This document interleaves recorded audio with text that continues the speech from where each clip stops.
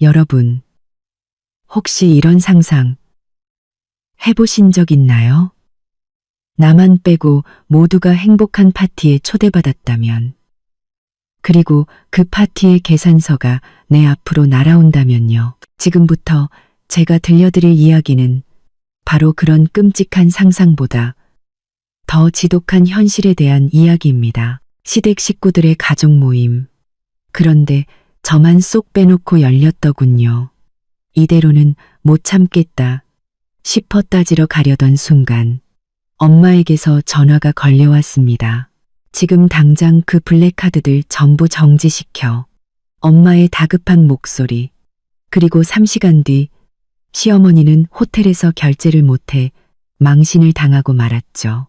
손님, 죄송하지만 가지고 계신 블랙카드가 전부 정지되었습니다.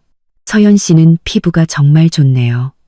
관리 조금만 받으면 금방 물광 피부가 될 거예요. 제 얼굴에 값비싼 마스크팩을 발라주며 친구 은주가 감탄사를 연발했어요. 저는 에스테틱 베드에 누워 눈을 감은 채 기분 좋게 미소 짓고 있었죠. 이곳은 제 오랜 친구 은주가 운영하는 은주 에스테틱이에요. 은주가 가게를 연 이후로 저는 이곳에 단골 손님이 되었죠. 매주 수요일 오후 무슨 일이 있어도 꼭 지키는 이 피부 관리 시간은 바쁜 제 일상 속 작은 행복이었어요. 띵! 그때 은주의 휴대폰이 울렸어요. 은주는 하던 손을 멈추고 말했죠. 어디 보자. 저는 살며시 눈을 떴어요. 은주의 표정이 갑자기 이상하게 굳어지는 게 보였거든요. 은주는 잠시 망설이더니 휴대폰을 제 눈앞에 내밀었어요. 서연아, 이거 좀 봐봐. 저는 눈을 가늘게 뜨고 화면을 봤어요. 남편 박민준의 사촌 동생인 박서연이 올린 SNS 게시물이었죠. 커다란 원형 테이블에 화려한 음식들이 가득 차려져 있고 그 주위로 시댁 식구들이 모두 모여 앉아 있었어요. 시어머니 최영숙 여사는 가장 상석에 앉아 얼굴 가득 미소를 띤 채 와인잔을 들고 있었죠. 장소는 신라호텔 중식당이었어요. 오늘의 가족 모임이라는 글과 함께요. 가족 모임이라고? 심장이 쿵 하고 내려앉았어요. 너한테는 아무도 연락 안 했어? 은주가 조심스럽게 물었죠. 저는 벌떡 몸을 일으켰어요. 얼굴에 붙어있던 마스크팩이 쩍 갈라졌죠. 떨리는 손으로 제 휴대폰을 확인했어요. 카톡 메시지도 부재중 전화도 없었어요. 남편 박민주는 오늘 아침 출근하면서 저녁에 회식이 있으니 저녁은 알아서 챙겨 먹으라고 했단 말이에요. 피가 거꾸로 솟는 기분이었어요. 벌써 3번째였으니까요. 지난달 시어머니 생신 때도, 그전 시누이 약혼식 때도 저는 항상 마지막에 소식을 듣거나 아예 듣지도 못했죠. 그때마다 남편은 깜빡했다며 대충 얼버무렸고 시어머니는 아이고 내가 정신이 없어서라며 가식적인 사과를 할 뿐이었어요. 서연아, 진정해. 은주가 저를 말렸지만 소용없었어요. 더는 못 참아. 저는 얼굴에서 팩을 거칠게 떼어내고 자리에서 일어나 외투를 챙겨 입기 시작했어요. 이번엔 반드시 제대로 짚고 넘어가야겠어. 저는 반드시 제대로 짚고 넘어가야겠어. 분노로 손이 떨려 코트 단추를 채우기도 힘들었죠. 늘 가짜 미소를 짓고 있는 시어머니의 얼굴, 그리고 가족 문제만 생기면 회피하기 바빴던 남편의 비겁한 모습이 머릿속을 스쳐 지나갔어요. 결혼 3년, 저는 이 집에서 늘 이방인이었죠. 그때 휴대폰이 울렸어요. 화면에 엄마라는 이름이 떠 있었죠. 저는 심호흡을 한번 하고 전화를 받았어요. 엄마, 나 지금 좀 급한 일이. 서연아, 지금 당장 내가 가지고 있는 블랙카드 전부 정지시켜. 지금 당장. 엄마의 목소리는 비정상적으로 단호했어요. 배경을 보니 시끄러운 걸로 보아 바뀌신 것 같았죠. 저는 순간 멍해졌어요. 네. 갑자기 왜요? 설명할 시간 없어. 시키는 대로 해. 특히 최영숙 여사가 준 그 부속 카드. 당장 동결시켜. 엄마의 다급한 목소리에 등골이 서늘해졌어요. 하지만은 없어. 엄마는 드물게 언성을 높였어요. 나 지금 공항 가는 길이야. 저녁에 집에 도착해서 자세히 얘기해 줄게. 명심해. 모든 블랙카드 당장 정지시켜. 전화는 끊겼고 저는 그 자리에 얼어붙은 듯 서 있었어요. 은주가 걱정스러운 얼굴로 물었죠. 무슨 일이야? 저는 고개를 저으며 빠르게 머리를 굴렸어요. 저희 엄마는 절대 호들갑 떠는 분이 아니에요. 이렇게까지 다급하게 말씀하시는 데는 분명 이유가 있을 거예요. 저는 곧장 카드사 고객센터에 전화를 걸었어요. 손가락이 화면 위에서 빠르게 움직였죠. 네, 제 명의로 된 부속 카드 전부 동결 처리해 주세요. 네, 주카드 소유주는 최영숙 여사님 맞습니다. 즉시 처리 부탁드립니다. 전화를 끊고 나서야 긴 한숨이 나왔지만 마음속 의심은 더욱 커져만 갔어요. 그 블랙카드들은 결혼 후 시어머니가 생활비에 보태쓰라며 만들어준 것들이었어요. 제가 거의 쓰지는 않았지만 갑자기 정지시키라니. 너 그래도 호텔에 갈 거야? 은주가 제 가방을 건네주며 물었어요. 저는 입술을 꾹 깨물었죠. 응, 더더욱 가야겠어. 30분 뒤 저는 신라호텔 중식당 입구에 서 있었어요. 화려한 장식 너머로 시끌벅적하게 웃고 떠드는 소리가 들려왔죠. 저는 심호흡을 한번 하고 옷매무새를 가다듬은 뒤 당당하게 안으로 걸어 들어갔어요. 어머, 저기 서연이 아니니. 저를 가장 먼저 발견한 건 둘째 숙모님이셨어요. 그분의 얼굴에서 미소가 싹 가셨죠. 시끄럽던 테이블의 대화 소리가 순간 멈췄어요. 10개가 넘는 시선이 일제히 저에게로 향했죠. 놀라움, 당황스러움, 그리고 몇몇은 노골적인 적대감까지. 시어머니 최영숙 여사는 상석에 앉아 있었어요. 고급스러운 실크 원피스에 작년에 제가 선물했던 에메랄드 목걸이를 하고 있었죠. 그때는 디자인이 촌스럽다며 싫은 티를 냈었는데 말이에요. 저를 본 시어머니의 얼굴 근육이 미세하게 떨리는가 싶더니 이내 과장된 미소를 지어 보였어요. 어머, 우리 서연이 왔구나. 이리 와서 앉아. 여기 의자 하나 더 줘요. 마치 제가 오는 걸 당연히 알고 있었다는 듯 살갑게 손짓했죠. 저는 움직이지 않았어요. 테이블에 앉은 사람들을 한 명 한 명 훑어본 뒤 시어머니 옆자리에 앉은 박민준에게 시선을 고정했죠. 제 남편은 얼굴이 새하얗게 질려 손에 들고 있던 젓가락을 탁 소리를 내며 떨어뜨렸어요. 민준 씨, 오늘 저녁에 회식 있다면서요? 제 목소리는 놀랍도록 차분했어요. 박민준이 입을 떼기도 전에 시어머니가 끼어들었죠. 아이고, 그게 갑자기 취소됐지 뭐니. 너한테 연락하려고 했는데 네가 수요일 오후에는 늘 피부 관리 받으러 가니까 혹시 방해될까봐. 저는 코웃음을 쳤어요. 시어머니의 손목에 채워진 새로운 다이아몬드 팔찌가 눈에 들어왔죠. 누가 봐도 최고급 상당한 고가품이었어요. 새로 사셨나 봐요? 제가 일부러 물었죠. 시어머니는 의기양양하게 팔목을 흔들어 보였어요. 응, 오늘 신세계 백화점에서 막 샀지.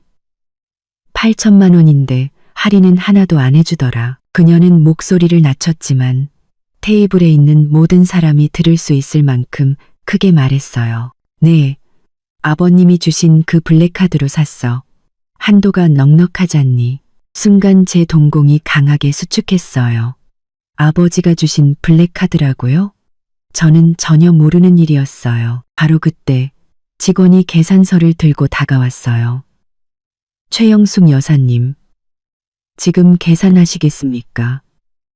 아니면 나중에 하시겠습니까? 시어머니는 거만하게 손을 휘저으며 말했죠. 지금 해요. 그리고는 에르메스 가방에서 우아하게 블랙카드를 꺼내 직원에게 건넸어요. 몇 분 뒤 직원이 난처한 얼굴로 돌아왔어요. 여사님, 이 카드로는 결제가 안 됩니다. 그럴 리가. 시어머니는 미간을 찌푸리며 다른 카드를 꺼내 건넸어요. 그럼 이걸로 해봐요. 다시 몇 분이 흐르고 직원의 표정은 더욱 곤란해졌어요. 이 카드도 안 되는데요. 시스템에 카드가 동결되었다고 나옵니다. 시어머니의 안색이 변했어요. 그녀는 허둥지둥 지갑을 뒤져 모든 카드를 꺼내 들었죠. 그리고 한 장씩 전부 다 시도해봤어요. 테이블은 쥐 죽은 듯 조용했고 모두가 이 광경을 숨죽여 지켜보고 있었어요. 저는 그 자리에 서서 엄마의 경고가 무엇을 의미했는지 비로소 깨달았죠. 손님, 정말 죄송합니다만 직원의 목소리는 점점 작아졌어요. 가지고 계신 모든 블랙카드가 해지 처리된 것으로 확인됩니다. 죽음 같은 정적이 흐른 뒤 누군가의 낮은 웃음소리가 침묵을 깼어요. 곧이어 테이블 곳곳에서 억지로 참는 듯한 킥킥거리는 소리가 들려왔죠. 시어머니의 얼굴은 붉어졌다가 하얗게 다시 파랗게 변하더니 결국 시뻘겋게 달아올랐어요. 한서연. 그녀는 불을 뿜을 듯한 눈으로 저를 돌아보며 소리쳤어요. 네가 꾸민 짓이지. 저는 그녀의 시선을 피하지 않고 차분히 맞섰어요. 그리고 가방에서 제 신용카드를 꺼내 직원에게 건넸죠. 오늘 식사 비용은 제가 계산할게요. 자리를 떠나기 전 저는 넋이 나간 박민준과 분노로 온몸을 떨고 있는 시어머니를 마지막으로 돌아보며 나지막이 말했어요. 아, 참. 그리고 그 팔찌값도 제가 같이 내드릴게요. 어쨌든 우리 집안 전통이잖아요. 며느리는 부르지도 않은 가족 모임인데 며느리가 돈을 내는 건 좀 그렇지 않나요? 호텔 문을 나서자 차가운 밤바람이 제 달아오른 뺨을 식혀주었어요. 휴대폰이 진동했죠. 박민준이었어요. 저는 망설임 없이 거절 버튼을 눌렀어요. 오늘 밤 일어난 모든 일은 한편의 부조리극 같았지만 직감적으로 알 수 있었죠. 이건 단지 서막에 불과하다는 것을요. 엄마는 대체 무엇을 알고 계셨던 걸까? 시댁의 재정 상황에 무슨 문제가 생긴 걸까? 그리고 왜 시어머니가 우리 아버지 명의의 블랙카드를 가지고 있었던 걸까? 수많은 질문이 머릿속을 맴돌았지만 지금 이 순간 확실한 건 단 하나였어요. 이 결혼의 진실은 내가 상상했던 것보다 훨씬 더 끔찍할지도 모른다는 것.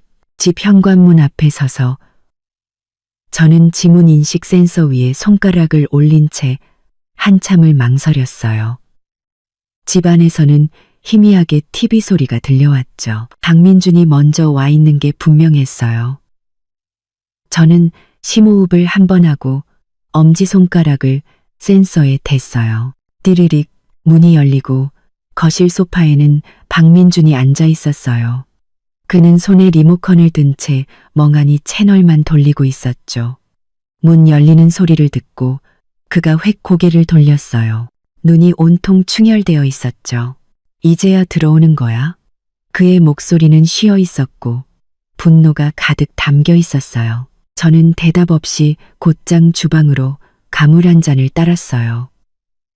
차가운 물이 목을 타고 넘어가자 가슴속에 뜨거운 열기가 조금은 가라앉는 듯 했죠. 호텔에서 나온 뒤 저는 2시간 동안이나 차를 몰고 시내를 돌며 생각을 정리하려 했었어요. 한서연, 내가 지금 당신한테 말하고 있잖아. 박민준이 리모컨을 테이블 위로 내던지며 소리쳤어요. 그는 큰 걸음으로 저에게 다가왔죠. 당신 때문에 오늘 우리 엄마가 얼마나 창피를 당했는지 알아? 온 가족이 다 비웃었다고. 저는 천천히 물컵을 내려놓고 그를 마주 봤어요. 그럼 제가 SNS에서 그 사진을 봤을 땐 얼마나 창피했을 것 같아요. 온 가족이 다 모였는데 저만 쏙 빠져 있었잖아요. 이번이 세 번째예요. 박민준 씨. 세 번째라고요. 임시로 정한 거라니까. 그는 신경질적으로 머리를 헝클어뜨렸어요. 당신은 좀 이해해 줄 수 없어? 엄마가 연세도 있으시고 깜빡하실 수도 있지. 깜빡하셨다고요? 저는 차갑게 비웃었어요. 그런데 어떻게 우리 아빠가 주신 블랙카드로 8천만 원짜리 다이아몬드 팔찌 살 생각은 하셨을까요? 저는 존재조차 몰랐던 그 카드로요. 박민준의 표정이 순간 굳어졌어요. 그의 목을대가 한번 크게 움직였고 시선이 흔들리기 시작했죠. 제가 너무나 잘 아는 그의 표정이었어요. 거짓말을 하거나 무언가를 숨길 때마다 나오는 버릇이었죠. 무슨 블랙카드? 난 당신이 무슨 말 하는지 모르겠는데. 그는 돌아서서 자리를 피하려 했어요. 저는 그의 팔을 붙잡았죠. 모르는 척하지 마세요. 오늘 호텔에서 어머님이 직접 말씀하셨어요. 우리 아빠가 준 블랙카드로 팔찌 샀다고. 그 카드 어디서 났어요? 왜 어머님이 가지고 계시냐고요. 박민주는 제 손을 뿌리쳤어요. 갑자기 목소리가 톤이 높아졌죠. 됐어. 우리 집안일에 당신이 이래라 저래라 할 거 없어. 당신이 뭔데? 당신 아버지 돈 아니었으면 우리 집이. 그는 말을 멈칫했지만 이미 늦었어요. 순간 제 동공이 수축했고 발끝에서부터 차가운 기운이 온몸으로 퍼져나갔어요. 뭐라고요? 저는 그에게 한 걸음씩 다가갔어요. 계속 말해봐요. 우리 아빠 돈이 아니었으면 당신 집이 어떻게 됐을 건데요? 박민주는 고개를 돌린 채 거칠게 숨을 몰아쉬었어요. 무거운 침묵이 공기 중에 내려앉아 숨을 막히게 할 것만 같았죠. 그래서 이게 진실이었군요. 제 목소리가 떨리기 시작했어요. 당신 가족, 전부 우리 집 돈을 쓰고 있었던 거네요. 그동안 말했던 무슨 가족 펀드니 투자니 하는 것들, 전부 다 거짓말이었고요. 당신이 생각하는 그런 거 아니야. 그가 마침내 입을 열었지만 목소리는 어이없을 정도로 힘이 없었어요. 그럼 뭔데요? 저는 테이블 위에 있던 차키를 집어들었어요. 오늘 밤은 엄마 집에서 잘 거예요. 그동안 잘 생각해 보세요. 저한테 사실대로 말할 건지 아니면 계속 저를 바보 취급할 건지. 서연아. 그가 제 등 뒤에서 소리쳤지만 저는 이미 문을 세게 닫고 나온 뒤였어요. 밤바람이 제 머리카락을 헝클어뜨렸고 눈가에 고여있던 눈물을 흩날렸어요. 운전석에 앉아 핸들을 꽉 쥐자 손마디가 하얗게 질렸죠. 백미러를 통해 베란다에 서 있는 박민준의 모습이 보였어요. 그의 모습은 밤의 어둠 속에서 한없이 작고 흐릿하게 보였죠. 엄마 집은 평창동에 있는 단독주택이었어요. 차로 40분 정도 걸리는 거리였죠. 그 시간은 제가 냉정을 되찾기에 충분했어요. 비 온 뒤 젖은 도로 위로 네온사인 불빛이 어지럽게 반사되었어요. 마치 지금 제 결혼 생활처럼 산산조각 난 모습이었죠. 단산조각, 마치 지금 내 결혼 생활처럼, 마치 지금 제 결혼 생활처럼. 서연아, 문을 열어준 엄마는 제 모습을 보고 깜짝 놀랐어요. 아니, 이 시간에 셔틀버스를 어떻게 왔어?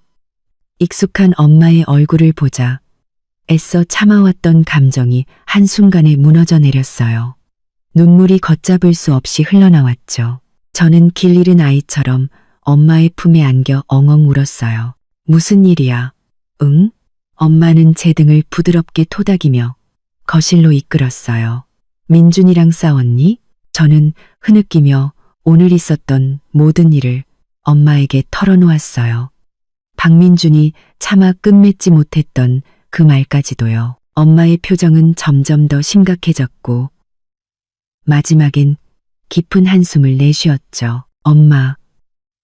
근데 엄마는 어떻게 그 블랙카드들을 정지시켜야 하는지 아셨어요?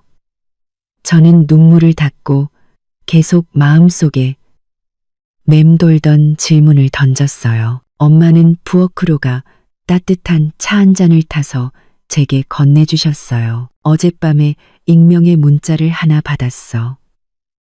박서방네 회사 자금 사정이 안 좋아서 우리 집 자산까지 위험해질 수 있다는 내용이었지. 문자에는 4명의로 된 그 부속 카드들이 실제로는 시댁 주카드에 종속되어 있어서 주카드가 정지되면 내 카드도 전부 막힐 거라고 적혀 있었어. 익명 문자라고요? 누가 보냈대요? 몰라. 발신번호 표시 제한으로 왔더라. 엄마는 고개를 저었어요. 원래 오늘 집에 와서 너랑 자세히 얘기하려고 했는데 일이 이렇게 빨리 터질 줄은 몰랐지. 저는 차를 한 모금 마셨어요. 따뜻한 기운이 몸에 퍼지자 혼란스러웠던 머릿속이 조금은 정리되는 듯했죠. 아빠는 이 사실 아세요? 내 아빠는 지금 싱가포르 출장 중이라 아직 말 못했어. 엄마는 잠시 망설이더니 물었어요. 서연아, 엄마가 궁금한 게 있는데 결혼하고 3년 동안 시댁에서 너나 내 아빠한테 돈 빌려달라고 한 적 있니? 저는 곰곰이 생각했어요. 직접적으로 빌린 적은 없어요. 하지만 민준 씨가 몇 번 자기네 가족 펀드 얘기를 하면서 수익률이 엄청 좋으니 여유 자금을 투자해보라고 권유한 적은 있어요. 그래서 아빠가 한 5억 원 정도 투자하신 걸로 알아요. 엄마의 얼굴이 순간 새하얗게 질렸어요. 뭐라고?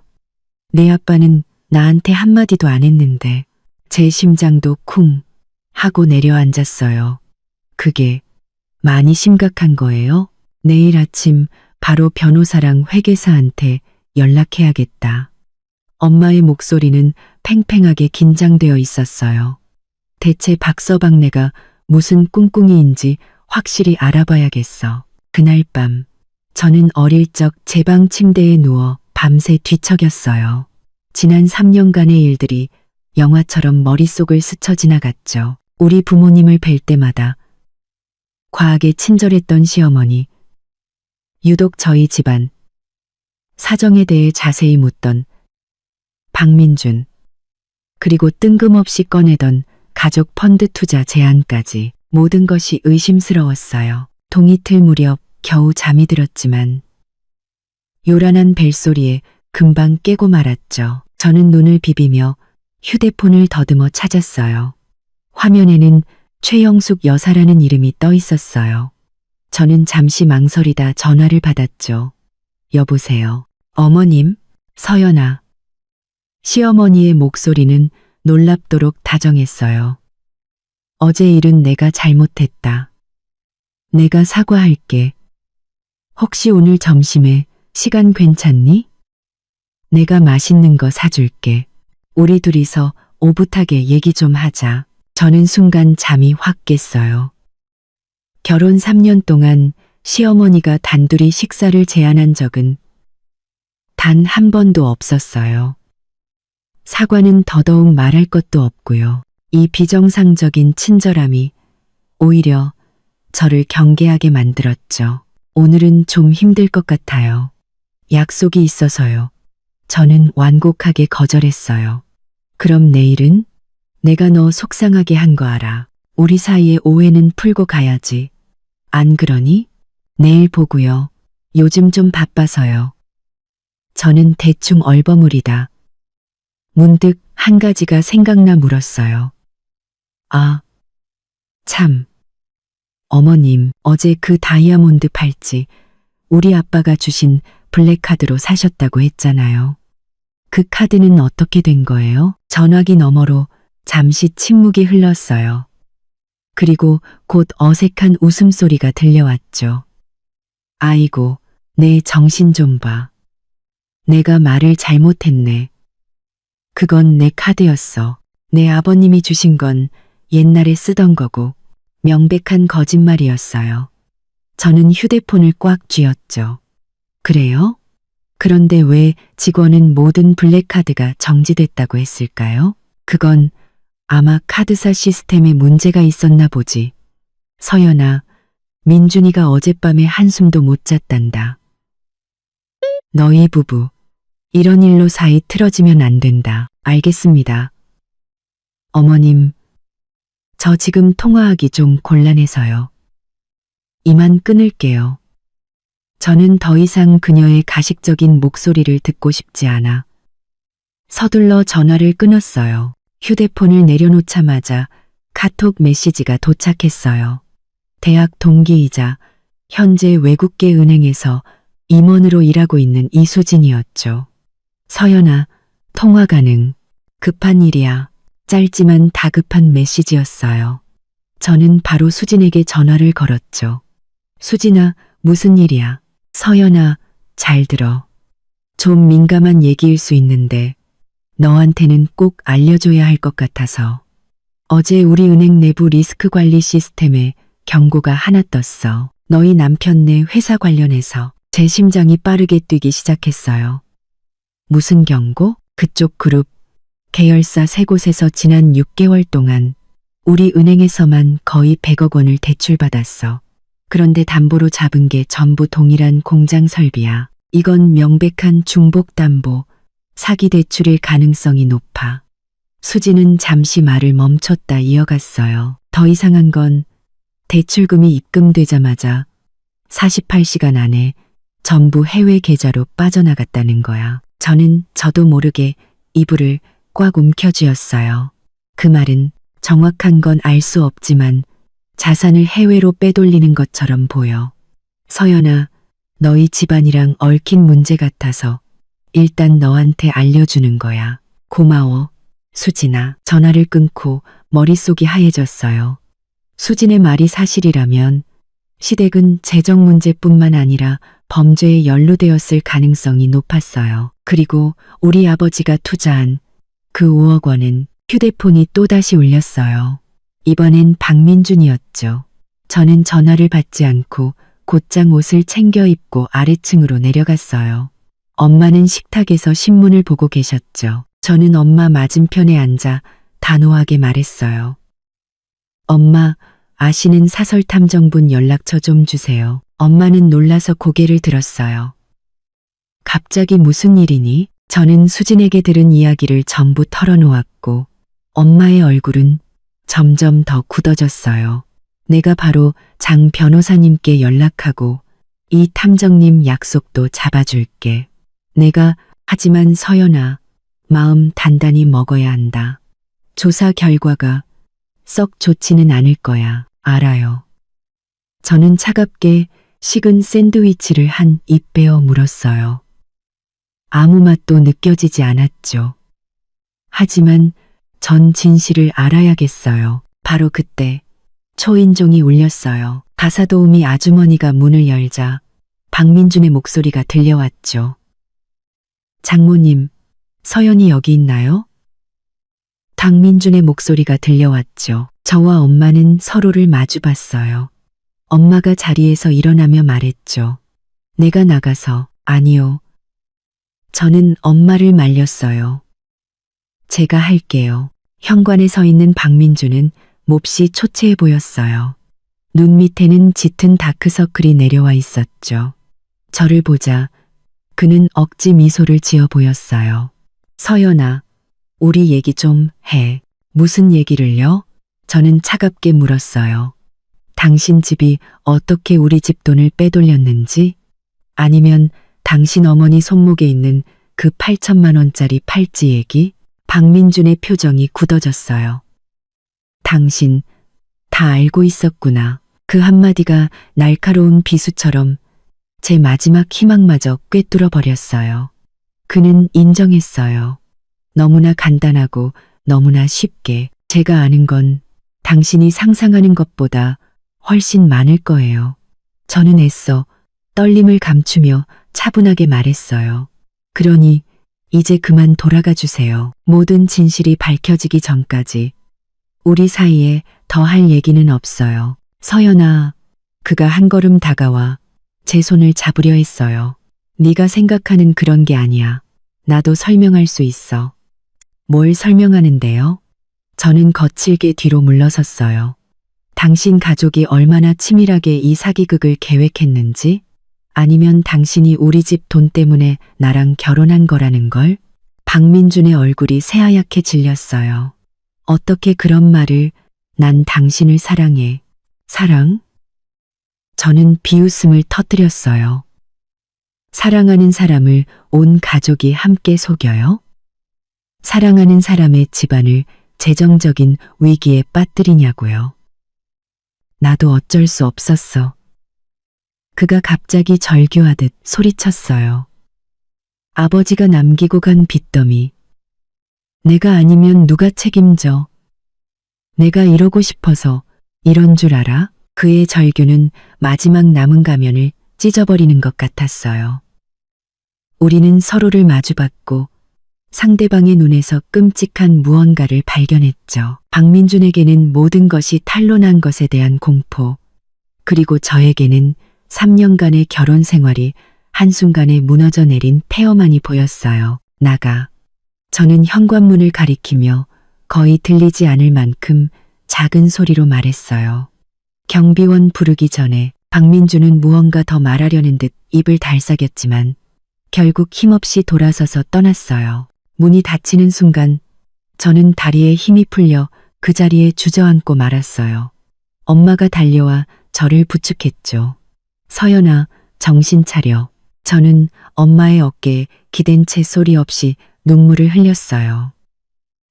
이 눈물은 박민준을 위한 것이 아니었어요. 눈이 멀었던 제 3년의 청춘과 바보처럼 순진하게 바쳤던 제 감정, 그리고 존재한다고 믿었지만 단 한 번도 실제한 적 없었던 우리 집이라는 환상을 위한 눈물이었죠. 저는 눈물을 닦고 놀랍도록 차분한 목소리로 말했어요.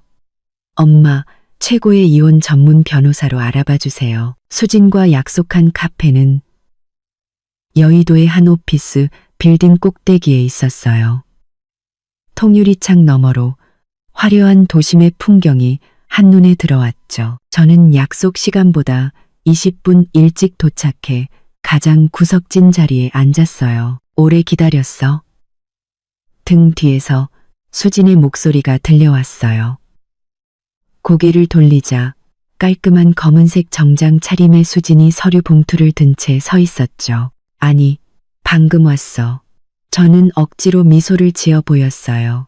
생각보다 안색은 괜찮네. 수진은 자리에 앉자마자 본론으로 들어갔어요.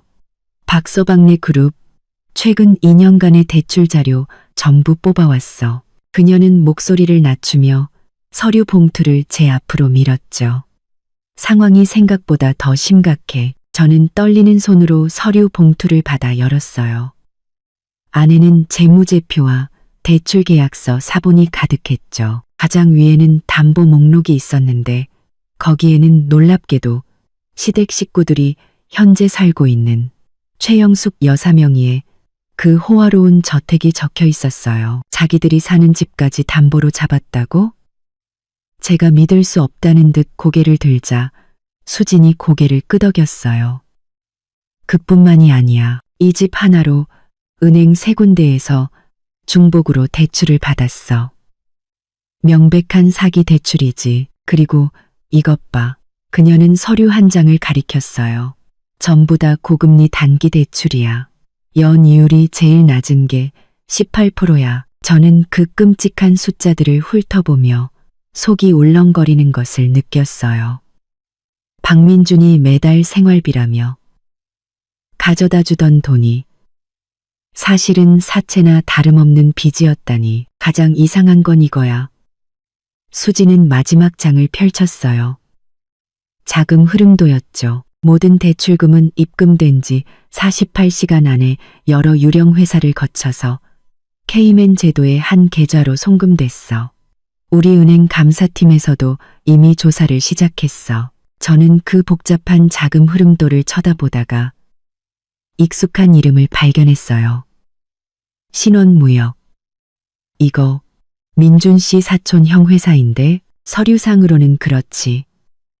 서류상으로는 그렇지. 하지만 실소유주는 스타 인터내셔널이라는 해외 법인이야. 수지는 의미심장한 눈으로 저를 바라봤어요. 서연아, 마음의 준비를 하는 게 좋을 거야. 이건 계획적인 자산 빼돌리기일 가능성이 아주 높아. 그때 제 휴대폰이 진동했어요.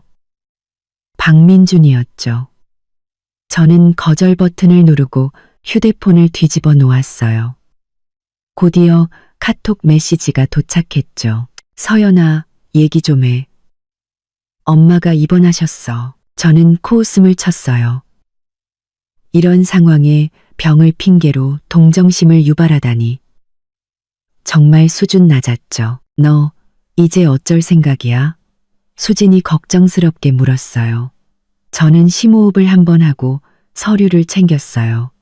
일단 변호사부터 만나서 내 재산부터 지켜야지. 그리고 저들이 대체 무슨 짓을 꾸미고 있는지 알아낼 거야. 수지는 잠시 망설이더니 말했어요.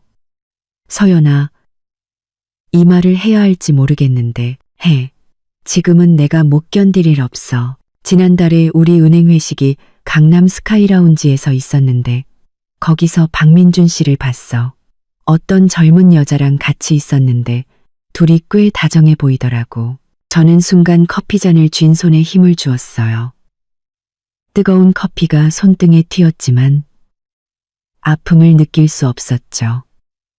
그랬구나. 사기 대출에 외도까지 정말 가지가지 하는구나. 어떻게 생겼어? 제 목소리는 놀랍도록 차분했어요. 20대 초반. 긴 머리에 옷차림이 아주 화려했어. 어쩌면 그냥 직장 동료일 수도. 괜찮아. 내가 알아서 확인할게. 저는 그녀의 말을 끊고 억지로 미소를 지었어요. 알려줘서 고마워. 카페를 나설 때 하늘에서는 가랑비가 내리고 있었어요. 저는 우산도 쓰지 않은 채 차가운 빗방울이 얼굴에 떨어지도록 내버려 두었죠. 뜨거운 눈물이 빗물과 섞여 뺨을 타고 흘러내렸어요. 3년간의 결혼 생활이 결국은 한편의 정교한 사기극이었다니. 엄마 집에 돌아와 저는 서재 책상 위에 서류들을 펼쳐놓고 엄마와 함께 꼼꼼히 살펴봤어요. 보면 볼수록 충격적이었죠. 시댁은 집 담보 대출뿐만 아니라 온갖 명목으로 10여 곳이 넘는 금융기관에서 대출을 받았고 그 총액은 1천억 원에 육박했어요. 이건 당장 내 아버지한테 알려야 해. 엄마는 얼굴이 파랗게 질린 채 국제전화를 걸었어요. 전화기 너머의 아버지는 한참 동안 말이 없으시다가 딱 한마디 하셨어요. 내일 첫 비행기로 들어가지. 전화를 끊은 엄마가 갑자기 저를 끌어안았어요. 서연아, 미안하다. 우리가 괜히 이 결혼을 밀어붙여서. 저는 굳은 채로 서 있었어요. 맞아요. 만약 부모님이 시댁의 겉모습만 보고 그토록 결혼을 재촉하지 않으셨다면 제가 박민준과 결혼하는 일은 없었을지도 몰라요. 하지만 이제 와서 그런 말을 한들 무슨 소용이 있겠어요. 저녁 늦게 저는 필요한 짐을 챙기러 박민준과의 신혼집으로 향했어요. 문을 열자 집안은 칠흑같이 어두웠죠. 다행히 그가 없다는 생각에 안도의 한숨을 내쉬었어요. 하지만 침실불을 켜는 순간 저는 비명을 지를 뻔했어요. 박민준이 침대 가장자리에 앉아 있었던 거예요. 그는 눈이 퀭했고 바닥에는 빈 맥주캔이 여러 개 뒹굴고 있었죠. 이제 왔네. 그가 비틀거리며 일어섰어요. 온몸에서 지독한 술 냄새가 풍겼죠. 저는 그를 무시하고 드레스룸으로 들어가 짐을 챙기기 시작했어요. 너 이틀 동안 어디 있었어? 그가 드레스룸까지 따라 들어와 따지듯 물었어요. 엄마가 병원에 입원했었는데 그것도 몰랐어? 그게 저랑 무슨 상관인데요? 저는 캐리어에 옷을 던져 넣으며 차갑게 말했어요. 박민준이 갑자기 제 팔목을 거칠게 붙잡았어요. 한서연, 너 양심도 없냐? 우리 엄마가 너한테 얼마나 잘해줬는데 어떻게 이럴 수가 있어? 저는 그의 손을 책에 뿌리쳤어요. 잘해줬다고요? 우리 집 돈으로 8천만 원짜리 팔찌 사주는 게 잘해주는 거예요? 우리 아빠한테 사기쳐서 유령 회사에 투자하게 만든 게 잘해주는 거냐고요? 그의 표정이 순간 변했어요. 술이 반쯤 깨는 듯 보였죠. 너 무슨 헛소리야. 그만 좀 하세요. 저는 가방에서 서류 뭉치를 꺼내 그의 얼굴에 던졌어요. 이거나 똑똑히 보세요. 중복담보, 사기대출, 자산 해외 빼돌리기까지. 당신들 온 가족이 사기꾼이야. 서류들이 허공에 흩날리며 바닥으로 떨어졌어요. 박민주는 바닥에 떨어진 서류들을 내려다보았죠. 그의 얼굴은 붉어졌다가 하얗게 그리고 마지막엔 잿빛으로 변했어요. 이거 누가 너한테 준 거야? 그의 목소리는 갑자기 이상할 정도로 차분해졌고 심지어 위협적으로 들리기까지 했어요. 이제 와서 잡아떼지는 않네요? 저는 비꼬듯 웃었어요. 겁나세요? 박민주는 심호흡을 한번 하더니 갑자기 애원하는 표정으로 바뀌었어요. 서연아, 내 말 좀 들어봐. 아버지가 돌아가시기 전부터 회사가 어려웠어. 나는 그냥 우리 가족을 지키고 싶었을 뿐이야. 그래서 우리 집 돈을 빼돌리고 바람까지 피웠다고요? 저도 모르게 말이 튀어나왔어요. 그의 동공이 순간 수축했어요. 내가 바람을 피웠다고 누가 그래? 지난주 목요일 밤 강남 스카이라운지.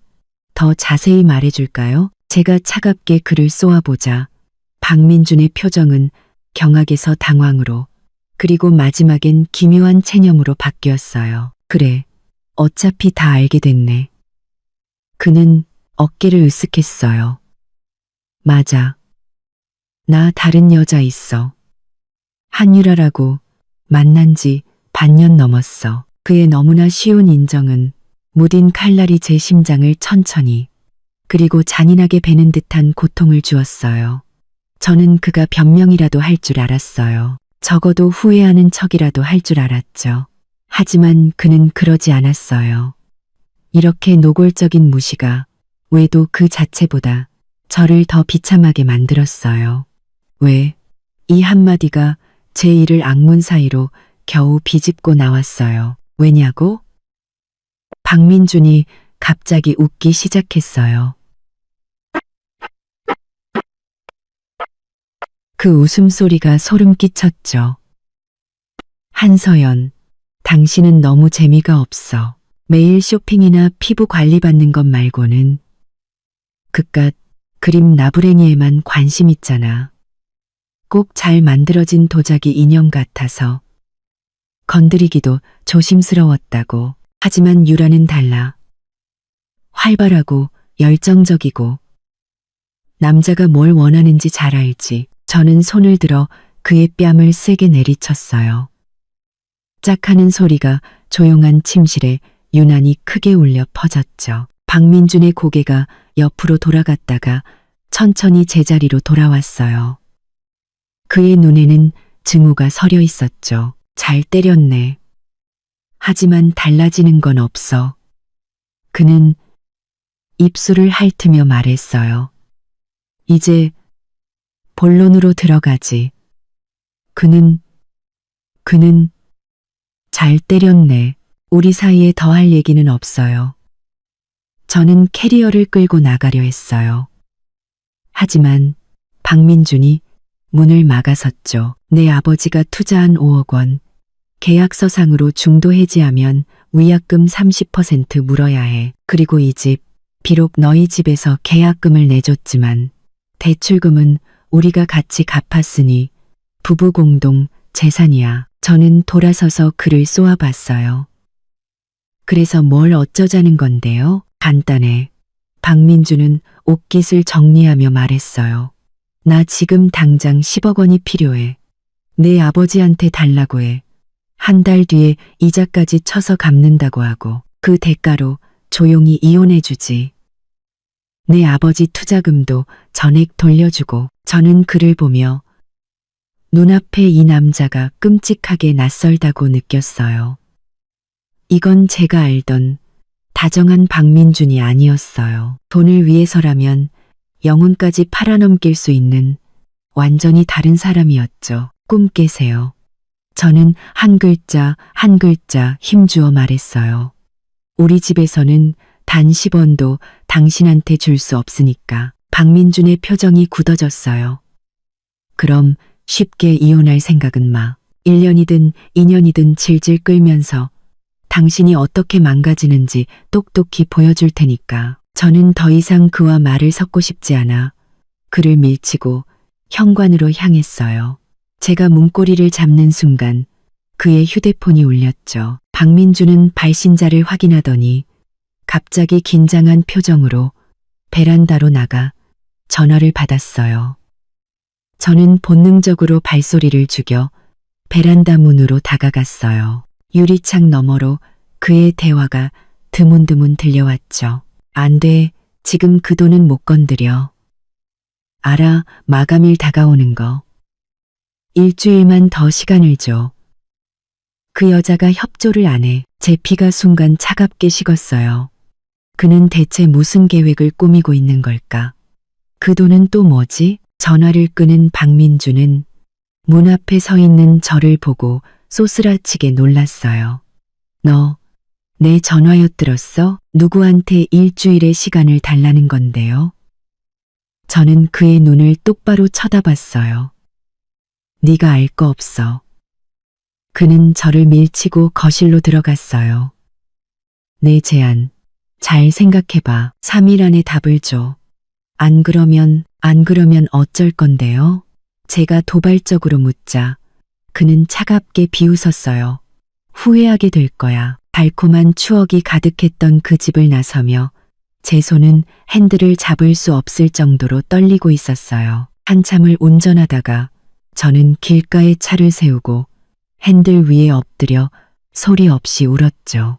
3년간의 결혼 생활이 결국은 한편의 정교한 사기극이었다니. 휴대폰이 진동했어요. 친구 은주의 카톡이었죠.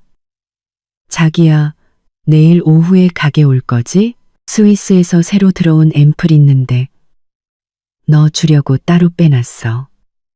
친구의 다정한 메시지를 보며 저는 문득 결심했어요. 그리고 이 탐정에게 전화를 걸었죠. 이 탐정님, 몇 사람에 대해 조사를 좀 부탁드립니다. 비용은 문제되지 않습니다. 다음 날 오후 저는 약속대로 은주의 에스테틱을 찾았어요. 저를 보자마자 은주가 소리쳤죠. 세상에, 너 꼴이 왜 이래? 다크서클이 턱까지 내려왔네. 어제 잠 못 잤어. 저는 씁쓸하게 웃으며 지난 며칠간 있었던 일들을 간략하게 털어놓았어요. 은주는 제 얘기를 듣더니 화가 나서 테이블을 내리쳤죠. 이런 인간 말종들. 서연아, 당장 변호사부터 만나. 응. 내일 만나기로 했어. 하지만 증거가 더 필요해. 은주가 갑자기 목소리를 낮췄어요. 내가 아는 사람 중에 엄청 실력 좋은 해커가 있는데 주로 사모님들 남편 외도 증거 잡아주는 일을 하거든. 소개해줄까? 저는 고개를 저었어요. 아니, 합법적인 방법으로 해결하고 싶어. 지금 더 중요한 건 저들의 재정 상태를 확실히 파악하는 거야. 재정 문제는 내가 잘 모르지만 이건 알아. 은주가 제 손을 잡으며 말했어요. 너 지금 당장 내 명의로 된 재산부터 안전한 곳으로 옮겨. 그 인간 궁지에 몰리면 무슨 짓을 할지 몰라. 저는 고개를 끄덕였어요. 은주의 말대로였죠. 박민준의 마지막 전화 통화는 너무나 의심스러웠어요. 최악의 상황까지 대비해야 했죠. 아, 참. 은주가 잠시 망설이더니 말했어요. 너, 강태우 기억나? 그 이름은 마치 전류처럼 제 심장을 관통했어요. 강태우. 제 대학 시절 첫사랑. 부모님의 반대로 헤어졌지만 지금은 유망한 IT 기업의 CEO로 아주 성공했다는 소식을 들었죠. 갑자기 그 사람은 왜 지난주에 한국 들어왔대. 어제 우리 가게에 관리받으러 왔다가 네 소식 묻더라고. 은주는 제 표정을 살피며 말했어요. 네가 이혼 준비 중이라는 거 알면 아마 너한테 연락할지도 몰라. 저는 고개를 저었어요.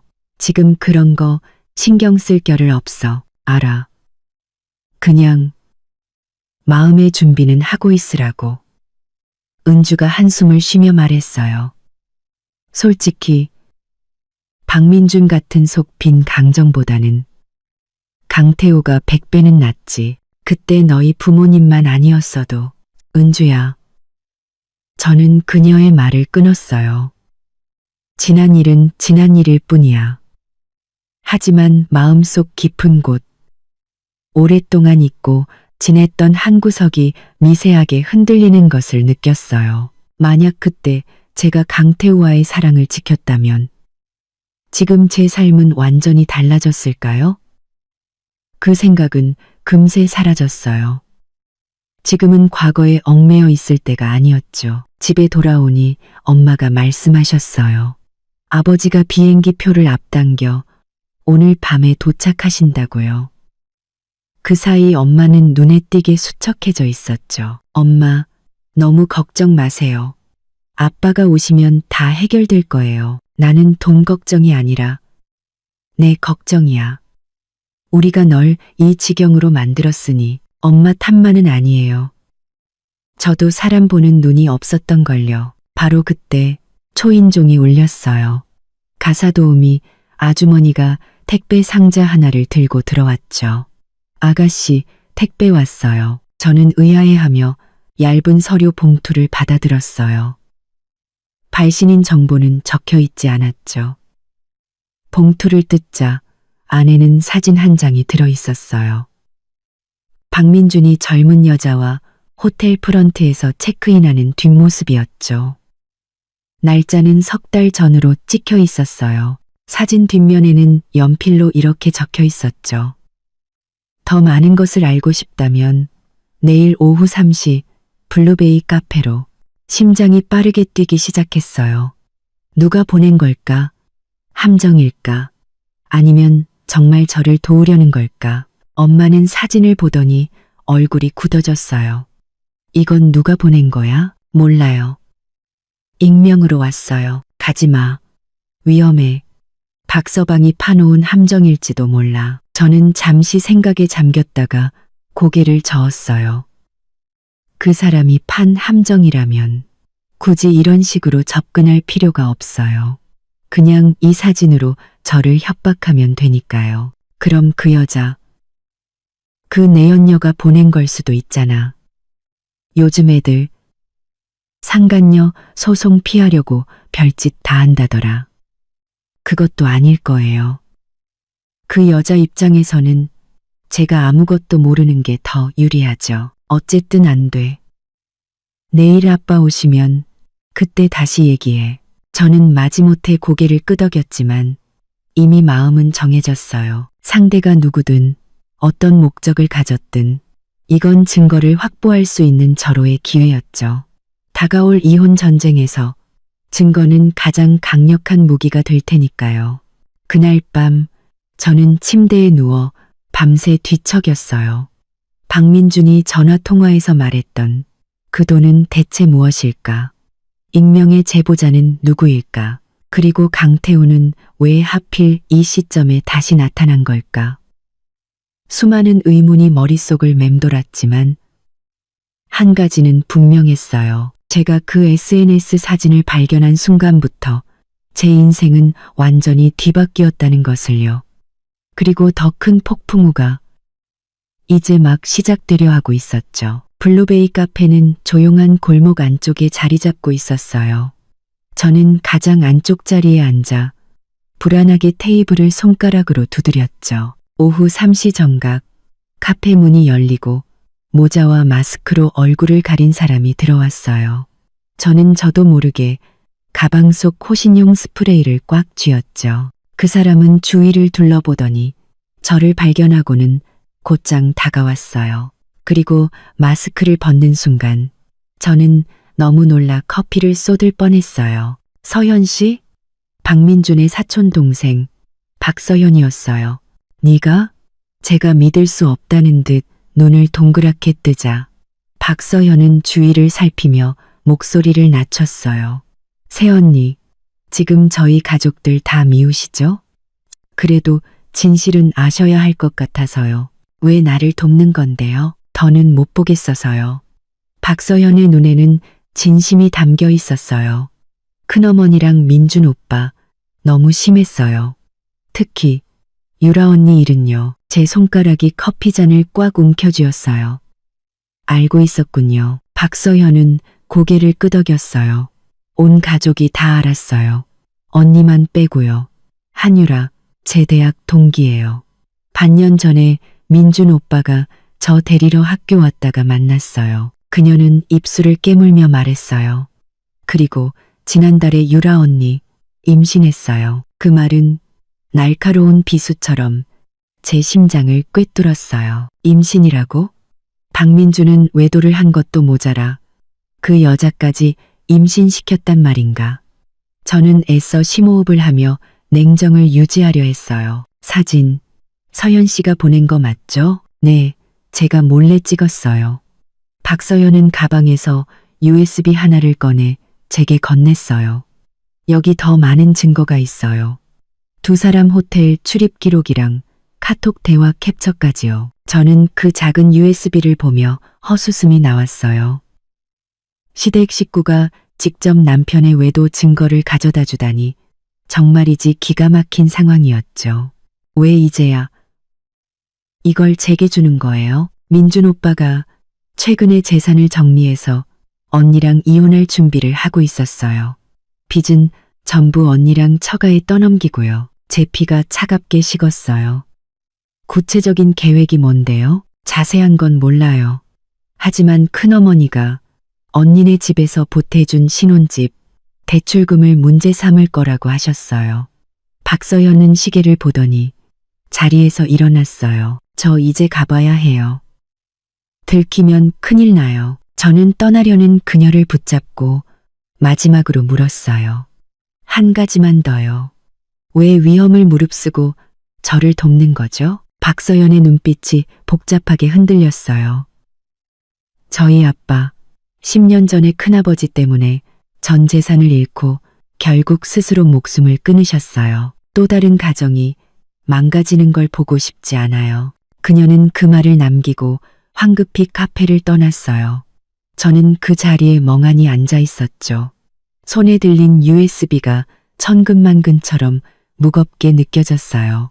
집에 돌아오자마자 저는 USB를 노트북에 꽂았어요.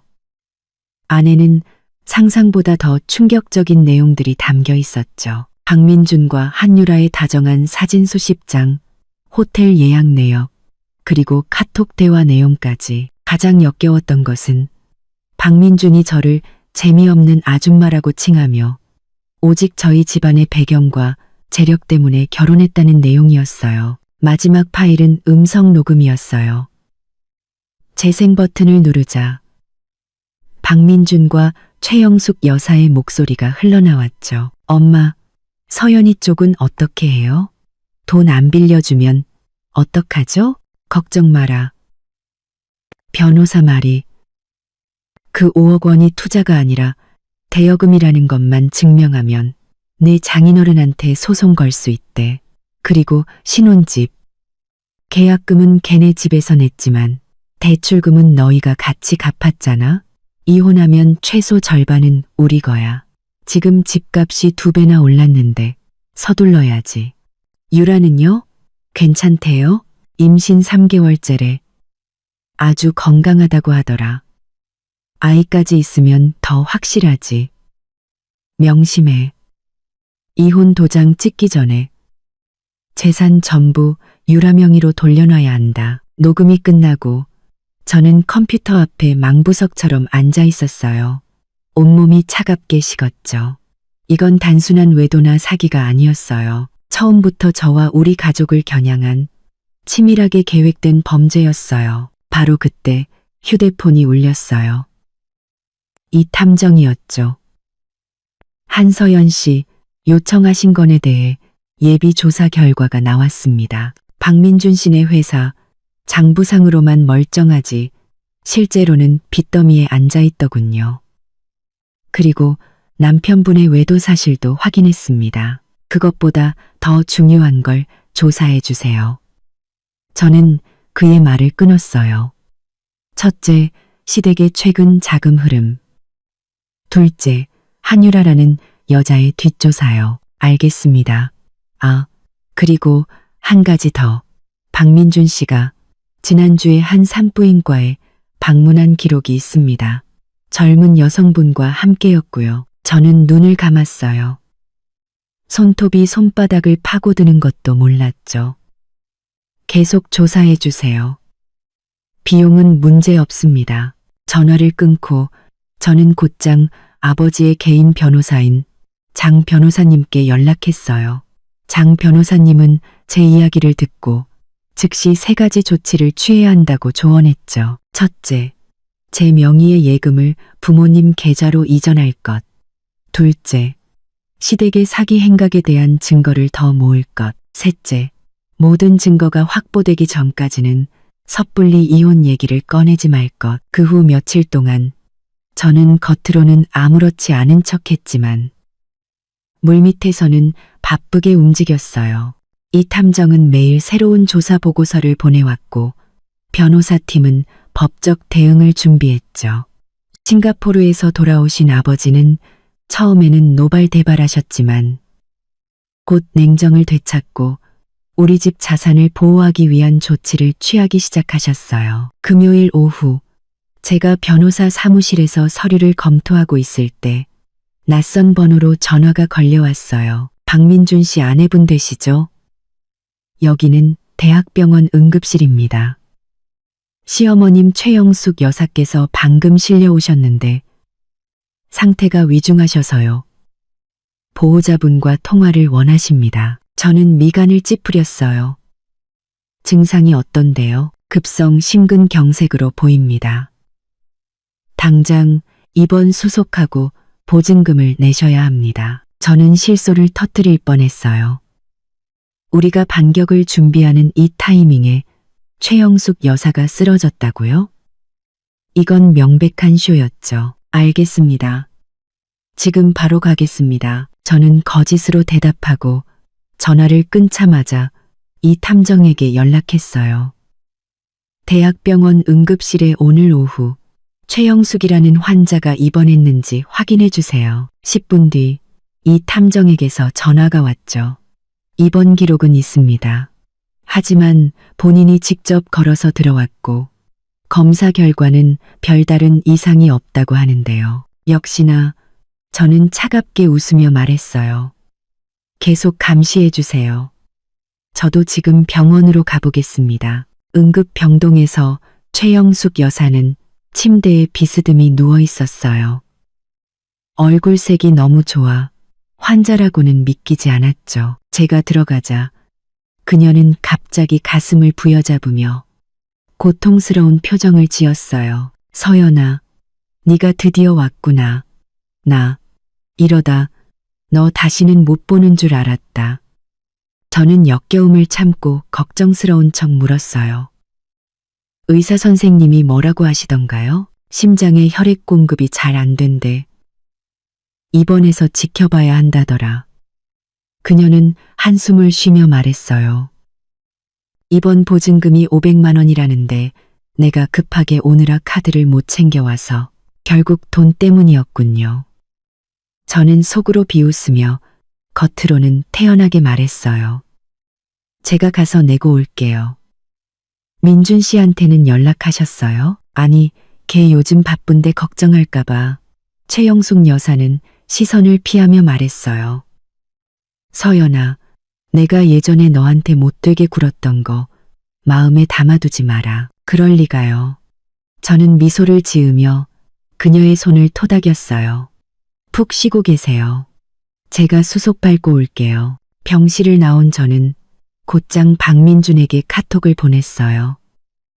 어머님이 대학병원 응급실에 계세요. 심장이 안 좋으시다는데 빨리 와보세요. 그리고는 수납 창구로 가 보증금 500만 원 중 100만 원만 냈죠. 돈을 낸 뒤 저는 병실로 바로 가지 않고 복도 의자에 앉아 상황을 지켜봤어요. 20분도 채 되지 않아 박민준이 허겁지겁 달려왔어요. 그리고 그의 뒤에는 젊은 여자가 한 명 따라오고 있었죠. 제 숨이 멎는 것 같았어요. 한유라. 사진 속의 그녀가 제 눈앞에 나타난 거예요. 생각보다 더 어리고 예뻤고 배가 살짝 불러 있었죠. 두 사람은 복도에서 긴장된 표정으로 몇 마디 나누더니 박민준 혼자 병실로 들어갔어요. 한유라는 제게서 멀지 않은 의자에 앉아 그를 기다렸죠. 절호의 기회였어요. 저는 재빨리 휴대폰 카메라를 켜고 화분 뒤에 숨어 녹화를 시작했어요. 몇 분 뒤 박민준이 병실에서 나왔고 두 사람은 곧바로 다정하게 서로를 끌어안았어요. 의사가 쇼하는 거래. 돈 달라고. 박민준이 경멸하듯 말했어요.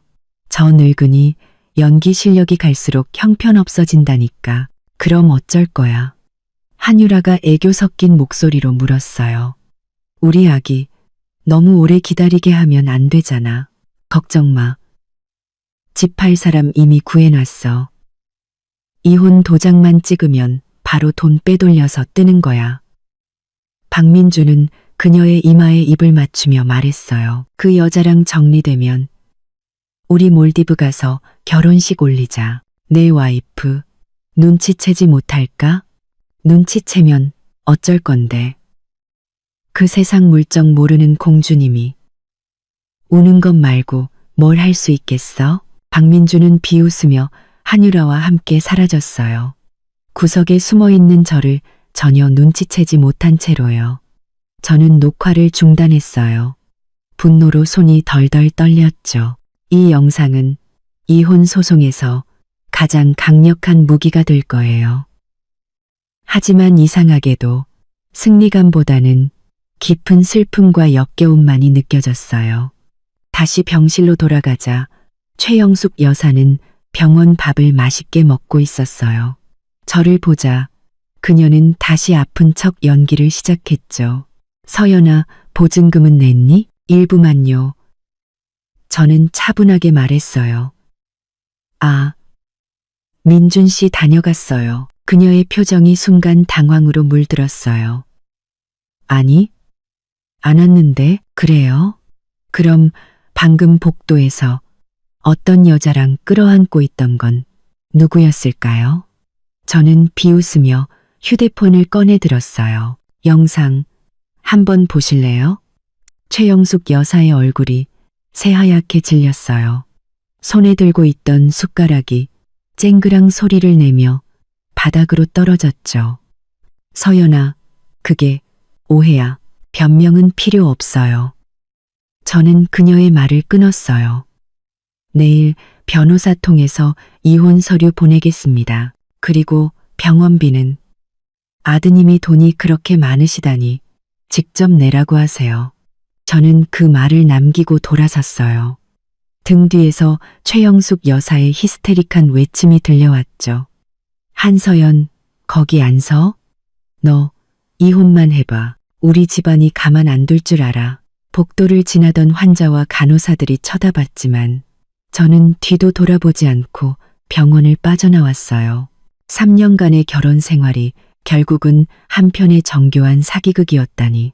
이제 이 모든 것을 끝낼 시간이었죠. 병원 문을 나서자마자 이 탐정에게서 다시 전화가 걸려왔어요. 한서연 씨 중대한 사실을 알아냈습니다. 박민준 단순한 자산 빼돌리기뿐만 아니라 계약서와 어음까지 위조한 혐의가 있습니다. 그리고 그 한유라라는 여자 뒷배경이 아주 흥미롭더군요.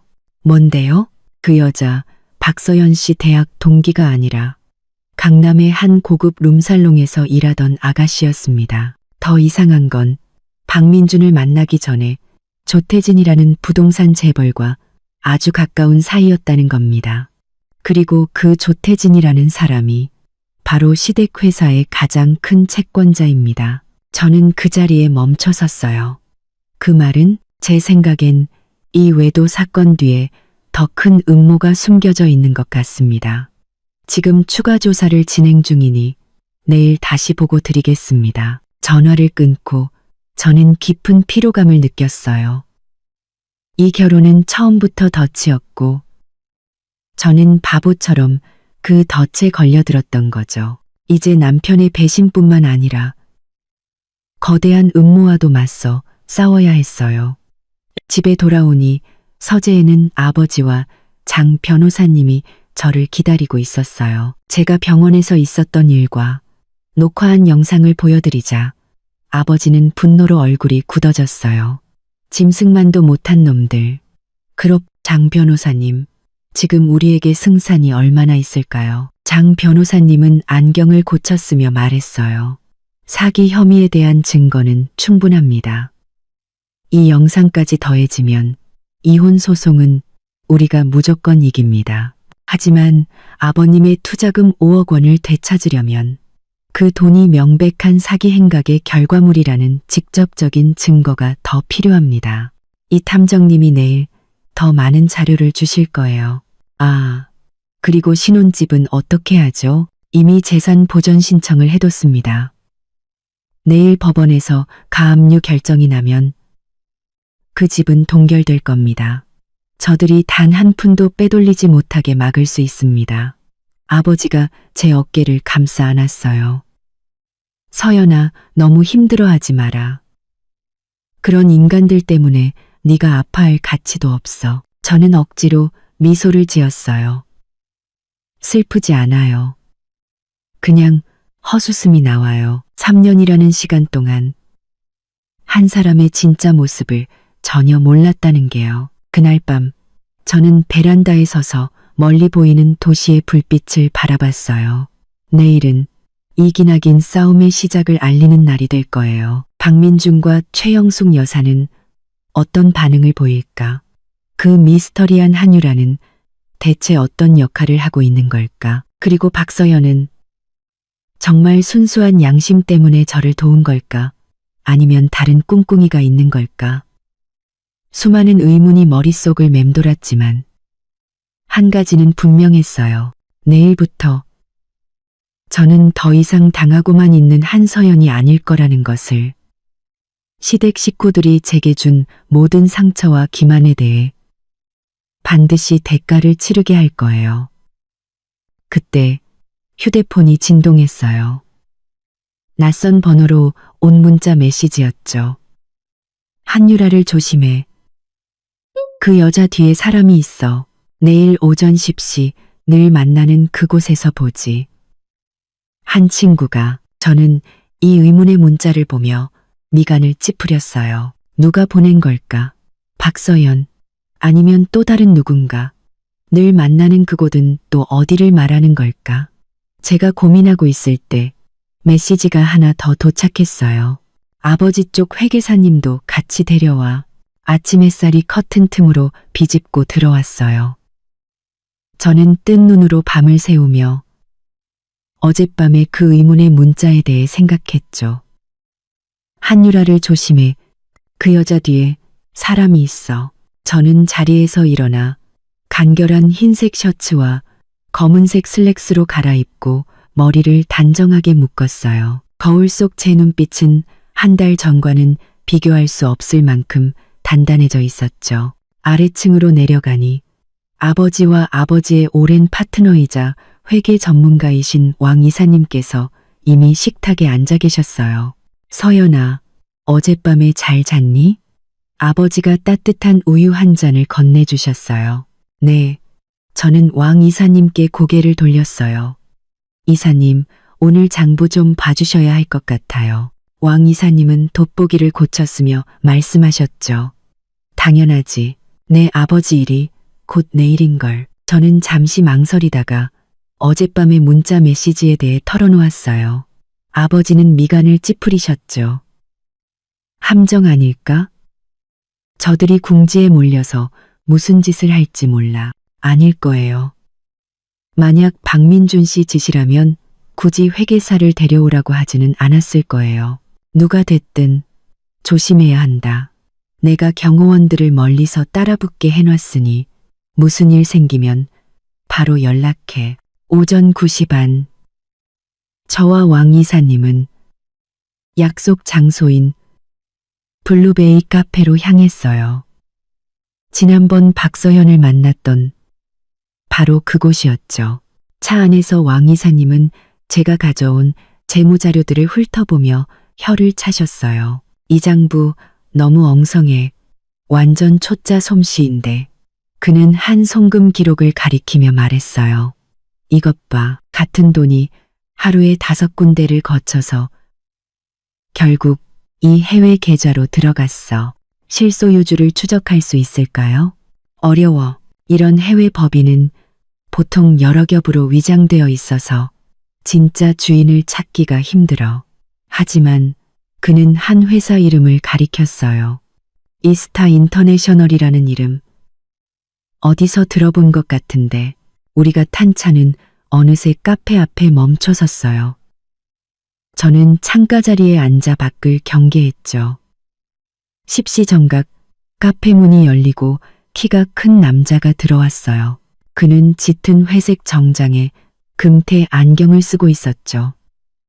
40대 초반으로 보이는 지적인 분위기의 남자였어요. 제 숨이 멎는 것 같았어요. 저는 그 남자를 알았죠. 조태진. 이 지역의 유명한 부동산 재벌이자 시댁회사의 가장 큰 채권자 한서연 씨 되시죠? 그가 우리 테이블로 다가와 정중하게 물었어요. 저도 모르게 몸이 굳었죠. 조 대표님. 문자. 대표님께서 보내신 겁니까? 그렇습니다. 그는 태연하게 자리에 앉아 왕 이사님께 고개를 까딱했어요. 왕 이사님. 말씀은 많이 들었습니다. 왕 이사님은 경계하는 눈빛으로 그를 바라봤어요. 저를 아십니까? 10년 전 박 회장네가 강성건설을 인수할 때 이사님께서 강성건설 측 회계감사를 맡으셨죠. 조태진은 옅은 미소를 지었어요. 그 인수는 결국 분식회계로 밝혀졌고 강성건설은 공중분해되었지만요. 왕 이사님의 표정이 순간 굳어졌어요. 당신, 강성건설, 조 회장님의 제 아버님 되십니다. 조강성. 조태진의 눈빛이 어둡게 가라앉았어요. 아버님은 그 일 직후에 심장마비로 돌아가셨죠. 저는 두 사람의 대화를 들으며 충격에 빠졌어요. 10년 전이라면 제가 대학생일 때라 제게 이런 암투에 대해서는 전혀 알지 못했죠. 조 대표님, 오늘 저희를 부르신 이유가 복수 때문인가요? 그렇습니다. 조태진은 서류 가방에서 두꺼운 파일을 꺼내 제 앞에 놓았어요. 이건 박 회장 내 지난 5년간의 실제 장부입니다. 그렇습니다. 탈세, 중복 담보, 자산 해외 빼돌리기에 대한 모든 증거가 담겨 있죠. 파일을 열자 가장 첫 장에는 복잡한 자금 흐름도가 있었어요. 그리고 그 돈의 최종 목적지는 CTJ라는 이름의 계좌였죠. 바로 접니다. 조태진. 그가 태연하게 인정했어요. 제가 바로 그들이 빼돌린 자산의 최종 목적지입니다. 제 손이 떨려 파일을 떨어뜨릴 뻔했어요.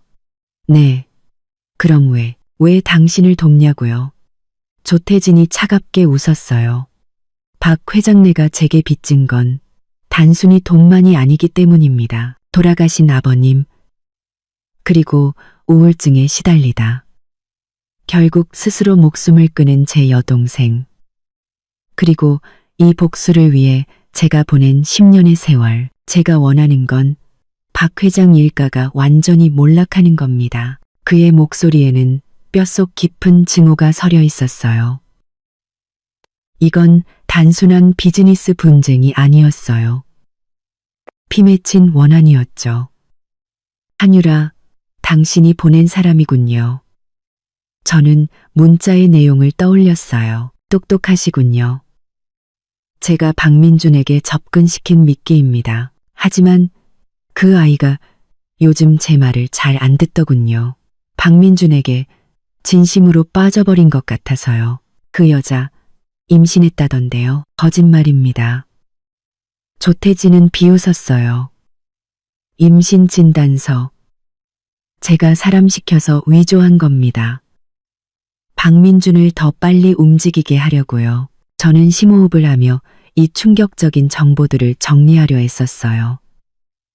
박민준은 가짜 임신에 속아 넘어갔고 그 배후에는 지금 제 앞에 앉아있는 이 남자가 있었던 거죠. 왜 저를 돕는 거죠?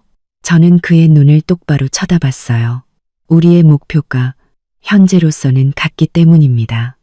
당신은 이혼해서 재산을 지키고 싶고 저는 박 회장 일가를 파멸시키고 싶죠. 서로에게 이득이 되는 거래입니다. 왕 이사님이 입을 열었어요. 조 대표님, 이 장부들 사본을 좀 가질 수 있겠습니까? 물론입니다. 조태진은 자리에서 일어났어요. 제 역할은 여기까지입니다. 나머지는 두 분께 달렸죠. 아, 그리고 박민준을 조심하십시오. 조만간 신혼집을 담보로 무슨 짓을 하려 할 겁니다.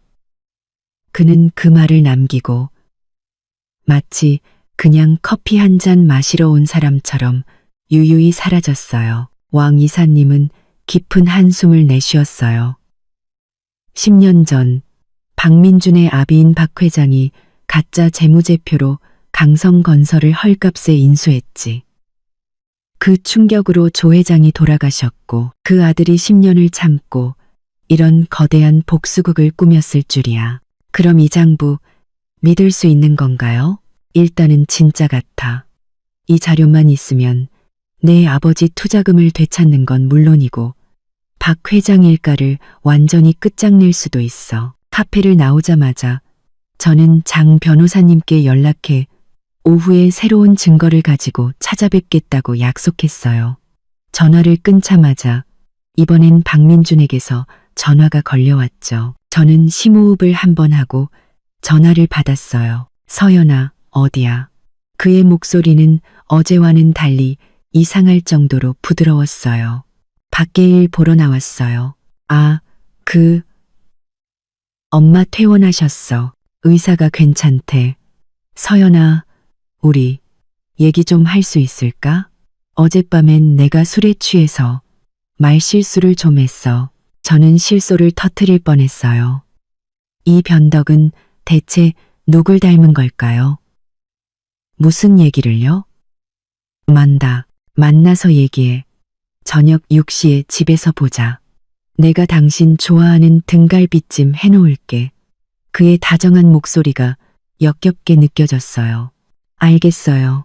왕 이사님이 걱정스러운 눈으로 저를 바라봤어요. 정말 혼자 만나러 갈 셈이야? 괜찮아요. 아빠가 경호원 붙여주셨잖아요. 그리고 이제 연극을 좀 해볼까 해서요. 오후에 만난 장 변호사님은 조태진이 준 자료를 보더니 흥분을 감추지 못했어요. 이 정도면 박 회장 일가의 사기 혐의를 입증하기에 충분합니다. 이혼은 물론이고 손해배상까지 받아낼 수 있어요. 하지만 박민준이 조만간 신혼집을 담보로 대출을 받으려 할 겁니다. 법적으로 공동재산이니 그가 재산 분할을 요구할 권리는 있거든요. 그래서 오늘 갑자기 태도가 바뀐 거군요. 그럴 가능성이 높죠. 일단은 협조하는 척하세요. 저희가 이미 재산 보전 신청을 해뒀으니 내일이면 법원에서 가압류 결정이 내려와 집을 동결시킬 겁니다. 변호사 사무실을 나와 저는 친구 은주의 가게로 향했어요. 세상에 드라마보다 더하네. 그 조태진이라는 사람 진짜 무섭다. 10년을 복수심으로 살았다니. 은주는 제 이야기를 듣고 혀를 내둘렀어요. 서연아, 그 사람이 주는 증거는 믿을만 하겠지만 너무 깊이 엮이지는 마. 그 사람한테 이용당할 수도 있어. 아, 참. 어제 강태우 또 왔었어. 내 소식 묻길래 요즘 집안일 때문에 바쁘다고만 했지. 혹시 도움이 필요하면 언제든 연락하라면서 명함 주고 가더라. 은주가 건넨 명함에는 강태우 스타테크놀로지 대표라고 적혀 있었어요. 스타테크놀로지, 스타인터내셔널. 저는 왕 이사님이 했던 말을 떠올렸어요. 저녁 6시, 저는 약속대로 신혼집으로 향했어요. 문을 열자 부엌에서 맛있는 냄새가 풍겨왔죠. 박민주는 앞치마를 두른 채 완벽한 가정적인 남편 코스프레를 하고 있었어요. 왔어? 그가 저를 안으려 했지만 저는 몸을 피해 식탁에 앉았어요. 할 얘기 있다면서요. 식탁에는 제가 좋아하는 음식들이 가득 차려져 있었죠. 예전 같았으면 감동했겠지만 지금은 그저 가식적으로 느껴질 뿐이었어요. 서연아, 내가 잘못했어. 유라, 걔랑은 다 정리했어. 그냥 한순간의 실수였어. 저는 밥을 먹다 체할 뻔했어요. 어제 병원에서 끌어안고 있던 사람들이 하루 만에 정리를 했다고요? 그럼 그 여자 뱃속에 있는 아이는요? 지울 거야. 어차피 실수로 생긴 애였어. 내가 사랑하는 건 당신뿐이야. 저는 숟가락을 내려놓았어요. 이 남자는 돈을 위해서라면 태어나지도 않은 제 아이까지 버릴 수 있는 사람이었어요. 설령 그 임신이 가짜였다고 해도 말이죠. 그래서 본론이 뭐예요? 회사가 좀 어려워서 자금이 필요해. 우리 이 집 담보로 대출 좀 받으면 안 될까? 딱 3개월만. 자금 들어오면 바로 갚을게. 역시나 조태진과 장 변호사님의 예상대로였어요. 저는 속으로 비웃으며 망설이는 척 물었죠. 얼마나요? 한 10억 원 정도? 생각할 시간이 필요해요. 시간 없어. 아니, 은행에서 자꾸 독촉해서 내일까지는 결정해야 해. 저는 그의 초조한 얼굴을 보며 문득 이 상황이 우습게 느껴졌어요. 이게 바로 제가 사랑했던 남자의 진짜 모습이었군요. 알겠어요. 내일 같이 은행에 가요. 박민준의 얼굴이 환해졌어요. 서연아, 고마워. 내가 앞으로 진짜 잘할게. 저는 그의 손을 뿌리치고 욕실로 들어갔어요. 그리고 물을 세게 틀어놓고 소리 없이 웃었죠. 내일이면 법원의 가압류 결정이 내려올 텐데 어디 한번 해보시지. 그날 밤 저는 침대에서 자는 척했어요. 박민주는 살금살금 제게 다가와 제 손가락으로 제 휴대폰의 잠금을 해제했죠. 그리고는 무언가를 빠르게 확인하고는 다시 제자리에 놓아두었어요. 저는 그가 방을 나가자마자 휴대폰을 확인했죠. 최근 삭제된 항목에 조태진이 줬던 자금 흐름도 사진이 복구되어 있었어요. 그가 왜 이걸? 다음 날 아침 저와 박민주는 은행으로 향했어요. 은행 직원은 서류를 검토하더니 고개를 갸웃거렸죠. 이상하네요. 이 아파트는 현재 법원에 의해 가압류 상태라 담보대출이나 매매가 불가능합니다. 네. 박민준이 자리에서 벌떡 일어났어요. 누가 가압류를 걸었는데요? 네. 신청인은 한서연 씨로 되어 있는데요. 박민준이 불을 뿜을 듯한 눈으로 저를 돌아봤어요. 내 짓이었어? 네. 저는 차분하게 그를 마주봤어요. 이 집뿐만 아니라 당신 명의의 모든 재산이 동결됐을 거예요. 이게 진짜 죽고 싶나?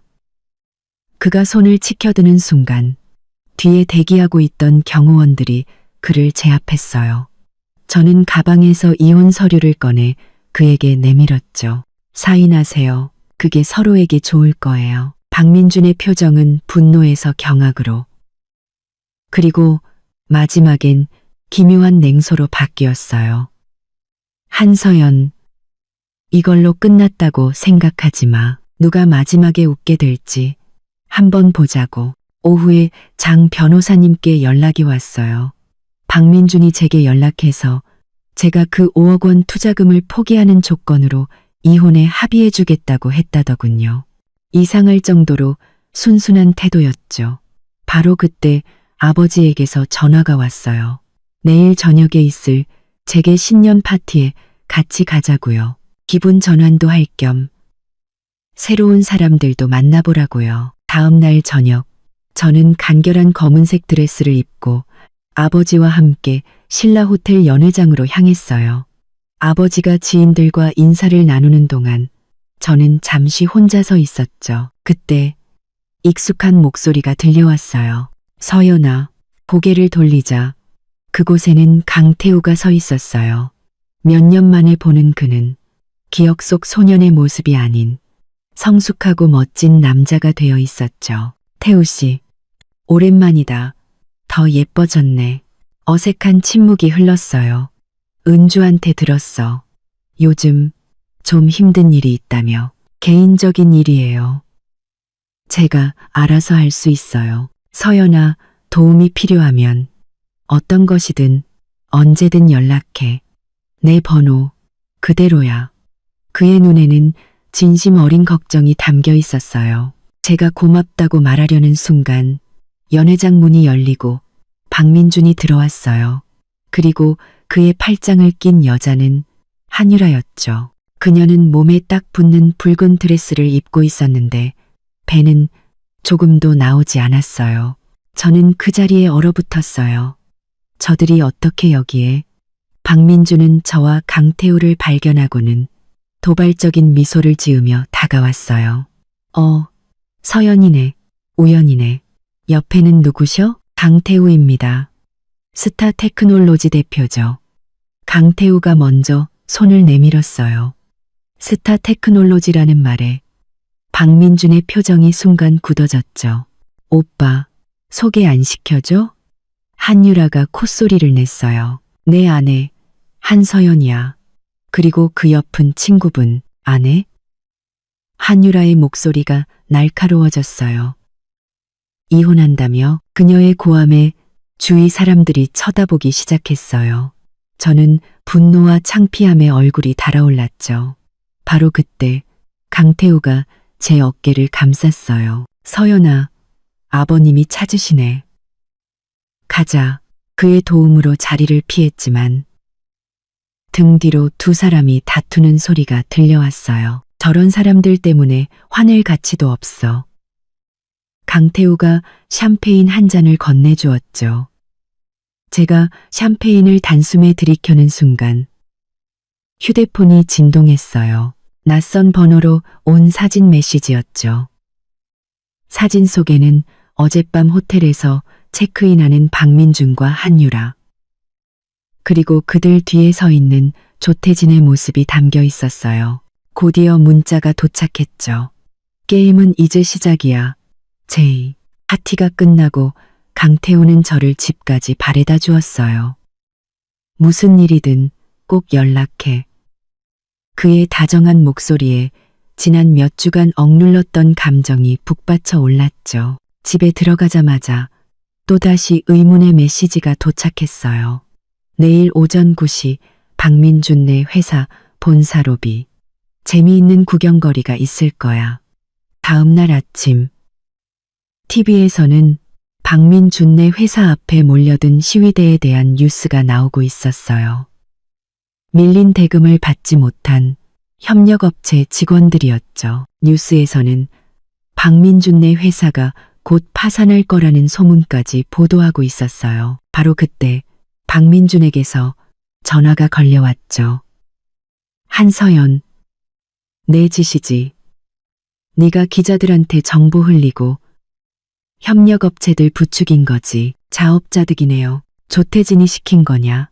저는 그의 말에 심장이 철렁했어요. 그가 어떻게 조태진을? 서연아, 지금 우리 회사를 구할 수 있는 건 너밖에 없어. 신혼집 팔아서 500만, 아니 10억만 빌려줘. 내가 다 갚을게.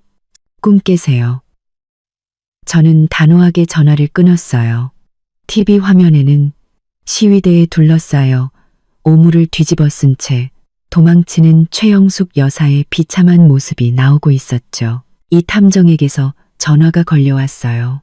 한서연 씨, 한유라와 조태진의 관계가 생각보다 복잡합니다. 한유라는 원래 조태진의 사람이었지만 최근에 박민준과 손을 잡고 조태진을 배신할 계획을 세운 것 같습니다. 그리고 박민준은 한유라가 조태진의 첩자라는 걸 알면서도 역으로 이용하려 한 것 같고요. 지금 서로 속고 속이는 난장판입니다. 이 복잡한 관계에 머리가 아파올 때쯤 이 탐정은 충격적인 소식을 하나 더 전했어요. 박민준이 오늘 아침 저희 집 근처를 서성였다고요. 그리고 점심때쯤 집으로 의문의 소포가 배달되었어요. 안에는 열쇠 하나와 쪽지 한 장이 들어있었죠. 오늘 밤 8시 펄 호텔 1808호 내 부모님의 목숨이 걸린 일이야. 저는 손이 떨려 열쇠를 바닥에 떨어뜨렸어요. 조태진이 우리 부모님을 협박하는 걸까요? 제가 고민하고 있을 때 박민준에게서 전화가 걸려왔어요. 서연아, 우리 마지막으로 만나서 얘기하자. 이혼 서류, 네가 원하는 대로 다 사인해 줄게. 오늘 밤 8시 펄 호텔 로비에서 봐. 그는 제 대답도 듣지 않고 전화를 끊었어요. 펄 호텔. 조태진이 말한 바로 그 호텔이었죠. 이건 함정이었어요. 저녁 7시 반. 저는 고민 끝에 약속 장소로 향했어요. 물론 경호원들을 뒤에 세우고 장 변호사님께도 모든 상황을 알린 뒤였죠. 펄 호텔 로비에는 박민준이 보이지 않았어요. 8시 정각 휴대폰으로 문자가 도착했죠. 1808호로 올라와. 혼자. 안 그러면 내 부모님이 어떻게 될지 몰라. 저는 경호원들에게 5분 뒤에 올라오라고 신호를 보낸 뒤 엘리베이터에 올랐어요. 1808호 문은 살짝 열려 있었죠.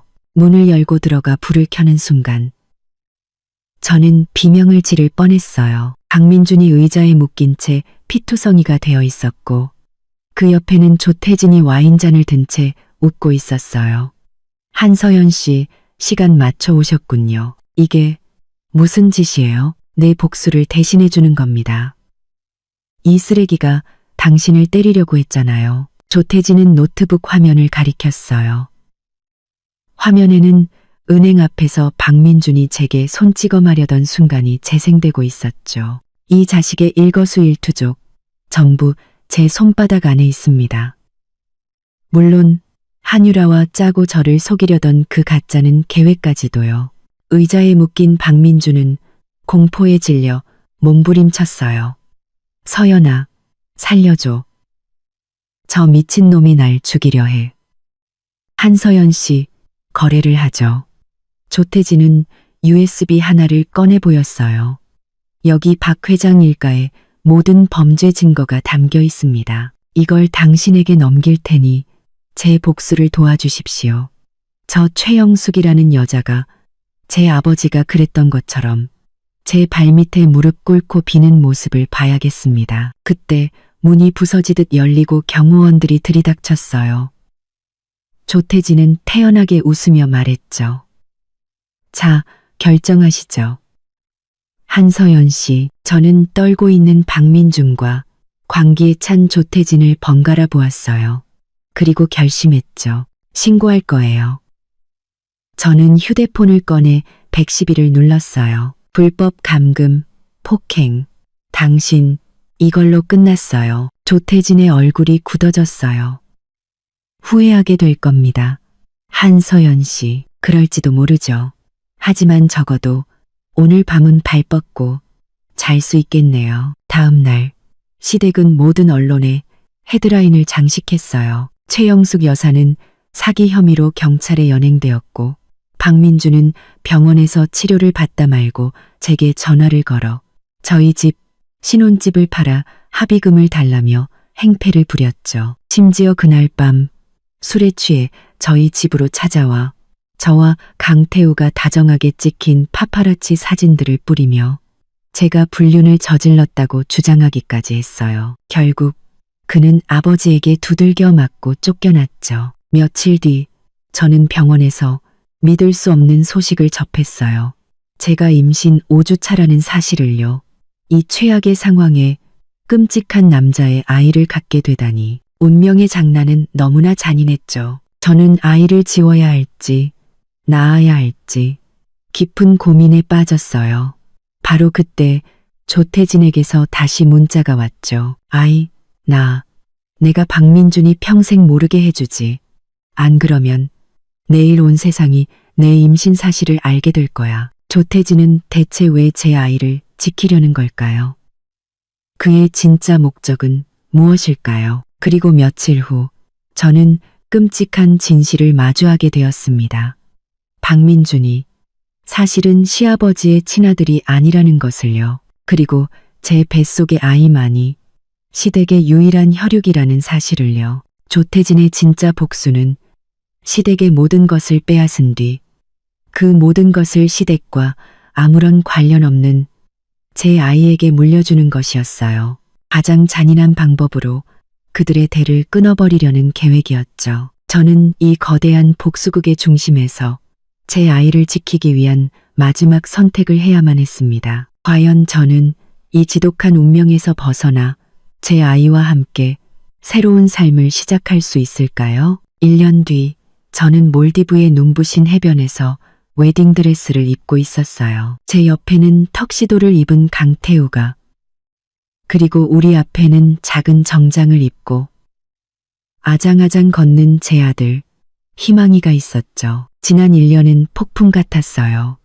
저는 조태진의 협박과 회유 속에서 결국 아이를 낳기로 결심했죠. 그리고 강태우는 제 곁에서 든든한 버팀목이 되어주었어요. 그는 희망이를 자신의 아들처럼 아껴주었고 저에게는 세상에서 가장 따뜻한 사랑을 주었죠. 시댁은 완전히 몰락했어요. 최영숙 여사는 실형을 선고받았고 박민주는 모든 것을 잃고 노숙인 신세가 되었다는 소문만 들려왔죠. 조태진은 약속대로 시댁의 남은 재산을 모두 정리해 희망이의 이름으로 신탁재단을 설립해 주었어요.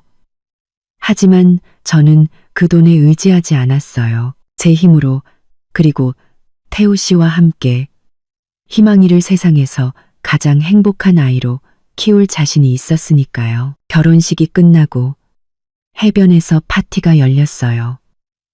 저는 멀리 보이는 바위섬에 서 있는 한 남자를 발견했죠. 할쑥해진 박민준이었어요. 그는 그저 멀리서 우리를 바라보고만 있었어요. 그의 눈에는 더 이상 증오나 분노가 아닌 깊은 체념과 후회만이 담겨 있었죠. 왜 그래? 강태우가 제 허리를 감싸며 물었어요. 아니야. 저는 그에게 기댄 채 환하게 웃었어요. 그냥 과거는 정말 과거가 되었구나 싶어서. 거센 폭풍우가 지나간 자리에 더 단단한 땅이 남듯 제 삶은 아픔을 딛고 새로운 행복을 맞이하고 있었어요. 제 곁에는 사랑하는 남편과 눈에 넣어도 아프지 않을 아들이 있었죠. 그래요. 가끔 인생은 우리를 배신하고 상처 주지만 그 끝에는 반드시 눈부신 아침이 기다리고 있다는 것을 저는 이제 믿게 되었답니다.